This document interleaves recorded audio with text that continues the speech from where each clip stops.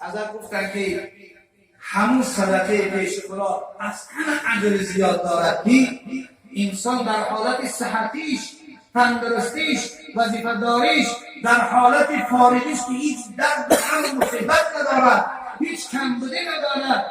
در این حالت صدقه میکنند، با اون مقدار صدقه میکنند که دیگه همین پول اگر من در همچه تیمه که کمبودن نشم اون پولی بسیاره یستون و بسون نیست آفیز او دلار $100 او خیلی میگه میگوشه که کمبودن نشم خیلی همینه یا میگه اگر من همین $100,000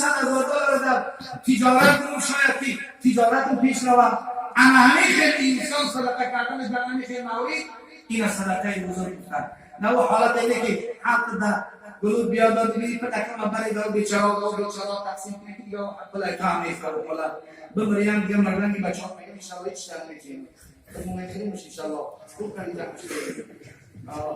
برای همین پیشکی کار کنم ببینید مقصد ما همین است که بچه ها ما رو بعضی چیزا فهمیدن در بیده که سون سفید تنه کرده به زیارتش نبودید پیشکی بعد انشاءالله دوام بکنیم خیرات کنم و در گوش کنم خیلی مجبوری کنم تلاوت دستگیر قیامت کنم